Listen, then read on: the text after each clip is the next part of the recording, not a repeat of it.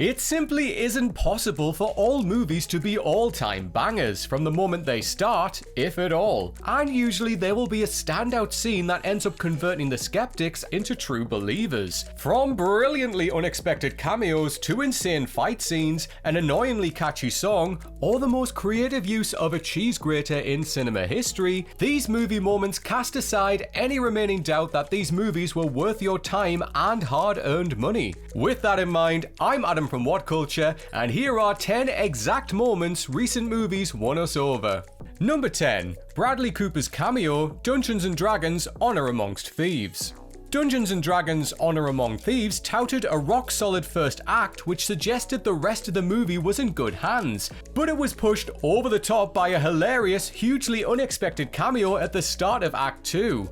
Holger, Michelle Rodriguez, heads home to pick up some things, where she reunites with her halfling ex-husband Maraman, who just so happens to be played by Bradley freaking Cooper of all people. Seeing a tiny Bradley Cooper sit with the much larger Holger in his home and have a surprisingly tender conversation about their former relationship is the moment at which Dungeons & Dragons proved it could be funny and take itself dramatically serious all at the same time. While Cooper's side of the scene was shot separately from Michelle Rodriguez due to pandemic restrictions, it impressively doesn't feel like any of the human warmth is lost.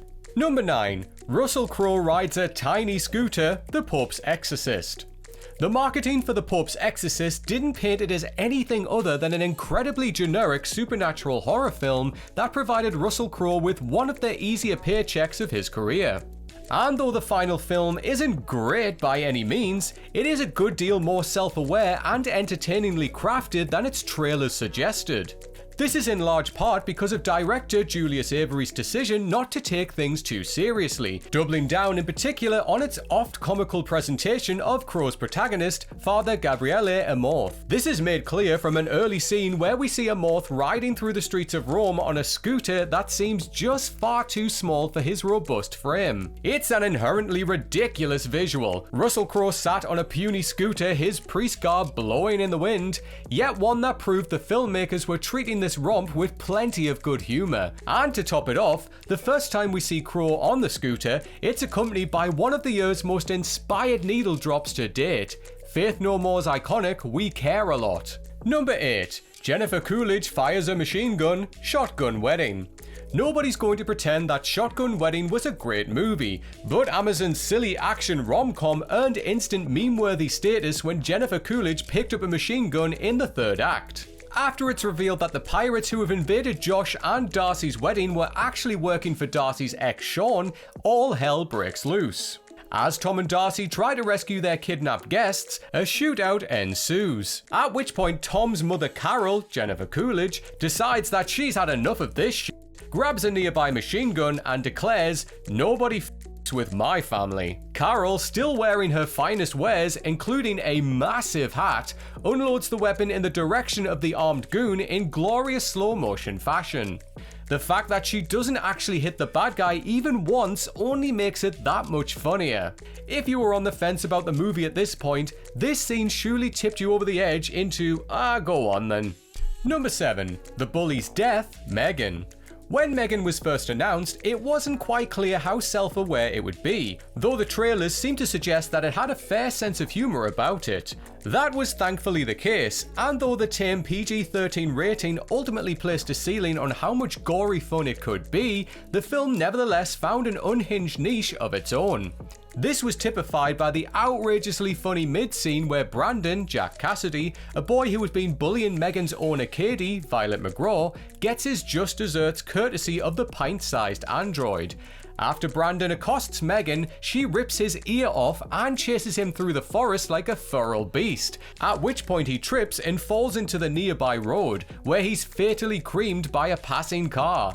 Movie studios are averse to killing kids on screen, even in horror movies, and especially in PG-13 ones, yet Megan dared to go there, and went there in the most hilariously campy manner possible. At this point, there was no doubt that it was a film that knew precisely what it was, and also what it needed to be. Number 6. Good Afternoon, Spirited. Apple's musical adaptation of A Christmas Carol, Spirited, arrived on such a muted wave of hype that you couldn't be blamed for assuming it wouldn't be any good. And while the first half of the movie is amiable enough, it isn't until the mid-film rendition of Good Afternoon that everything finally seems to click into place. The Ghost of Christmas Present takes the apparently irredeemable PR Mongol Clint back to his own past, where he reveals he was in fact Ebenezer Scrooge. As the pair sit in a tavern in 19th century England, Clint asks Present why people in this era are offended by the phrase good afternoon, at which Present reveals that good afternoon was a sick burn in the 1800s, not unlike a you. And so begins the film's catchiest song, Good Afternoon, where Clint encourages Present to make liberal use of the old-timey insult, kickstarting a brutal bar fight, before they flood onto the streets and say a rowdy good afternoon to anyone they pass, including Dame Judi Dench. The bewildering earworm, which honestly should have received a Best Original Song Oscar nomination, marked the point when Spirited transformed from a non-bad seasonal musical to a genuine Yuletide charmer that audiences just might return to every single year. Number 5. The cheese grater scene, Evil Dead Rise. Evil Dead Rise proved to be yet another solid entry into the shockingly consistent horror franchise, though over the course of its first hour it just lacked a little of the creatively gnarly imagery that made the original Sam Raimi trilogy such a damn hoot. But then, the cheese grater scene happened. Roughly an hour into the movie, the demonically possessed Bridget attacks her Aunt Beth with a cheese grater of all things, slamming it onto the back of her leg and tearing it downward, ripping off a big ol' hunk of flesh in the process. It's perhaps the single most stomach-churning image in the movie, and perfectly encapsulates its mission to take the Evil Dead series' gross-out formula and transport it from a remote cabin into the more everyday location of somebody's city apartment. Number 4. The Nazarian Brothers kick ass, Day Shift. Last year's Day Shift is a pretty typical Netflix original in its bones, moderately amusing but feeling at least a draft or two away from being something genuinely great.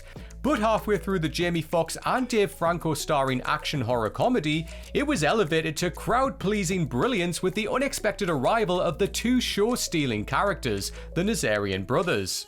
Vampire hunter Bud, Jamie Foxx, and his supervisor Seth, Dave Franco, team up with the Russian vampire-slaying brothers to clear out a vampire nest in a suburban housing estate. What follows is a gloriously bone-crunching set piece as the four heroes dismantle the fleet of vampires infesting the area. But it's the Nazarian brothers with their exceptional weapon training and martial arts skills who prove to be the clear MVPs. That should be little surprise though, given that one of the brothers is played by the great Scott Adkins, while the other is portrayed by shameless actor Steve Howie. Seeing the brothers systematically obliterate the seemingly never-ending horde of thirsty, contortionist vampires in ultra-violent fashion, all while keeping score of who kills the most, is a pleasure quite unlike anything else in the movie. This mid-film scene nevertheless proved popular enough that fans took to social media to demand a Nazarian Brothers spin-off. Make it happen, Netflix! Number 3. The Tricia twist, Orphan First Kill. First Kill begins with Lena, Isabel Furman, a 31-year-old woman with a growth-stunting hormone disorder, escaping from a psychiatric hospital in Estonia and assuming the identity of a missing American girl, Esther Albright. As Esther, Lena is sent to America and reunited with her family. The narrative rub seems to be that Lena is tricking Esther's family into believing they've got their long-lost Esther back. But at the end of the second act, we learn that things aren't quite what they seem. When Detective Donnan, Hiro Kanagawa, discovers that Esther isn't Esther, a scuffle with her ensues, at which point Tricia interrupts and shoots Donnan dead. Tricia then reveals that she's known Lena isn't her daughter since the beginning, because the real Esther died 4 years earlier during an argument with her brother Gunnar. Tricia covered up Esther's death to protect her son and make it seem like she simply disappeared, while husband Alan was none the wiser. And so, with Tricia and Esther each being aware of each other's deception but unable to reveal it without exposing themselves, they're locked into an uneasy agreement, at least for a short while. Number 2. Bowser Sings Peaches, the Super Mario Bros. Movie. The Super Mario Bros. Movie may be tearing up the box office, but for much of its runtime, it's a relatively by-the-numbers, albeit colourful, animated offering. The moment at which it finds its true inspiration, though, having Bowser, a brilliant Jack Black, sing a lovesick ballad for the object of his affection, Princess Peach, Anna Taylor-Joy. The song Peaches was co-written by Black himself and is a glorious parody of sappy love ditties, with Bowser soulfully belting out a lyrical declaration of love for Peach while jamming away on his piano. Black somehow makes the repeated, unrelenting utterance of "Peaches, peaches, peaches, peaches, peaches" make sense, and it's at this moment that the Super Mario Bros. Movie truly comes alive, proving that it's not an entirely soulless corporate product.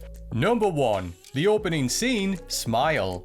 Smile begins with protagonist Dr. Rose Cotter, Saucy Bacon, heading to work and meeting a seemingly mentally disturbed young woman, Laura Weaver, Caitlin Stacy. Laura explains she's been pursued by an entity which assumes the guise of other people who smile at her in an exaggerated, horrifying way, all while telling her she's going to die. Rose understandably believes her to be mentally ill, at which point Laura panics and insists that the entity is in the room with them before having a seizure. As Rose calls for help, Laura grabs a shard from a broken plant pot and slashes her throat, while keeping her eyes fixed on Rose and still smiling. Even at the end of the scene as medics bag up Laura's body, that grin is still stuck on her face, ensuring that despite its inherently absurd premise, Smile is absolutely a horror movie to be taken seriously. And there we have it, folks, our list of 10 exact moments recent movies won us over. But please do let us know in the comments section which recent movies also had a scene which won you over completely. And while you're there, if you enjoyed the video, please do give us a like and hit that subscribe button. If you want to follow me on socials, I am at Strawn87 on Twitter and on Instagram. Come and say hello to me on there. Thank you for watching, everyone. I hope you enjoy the rest of your day, and until next time, take care.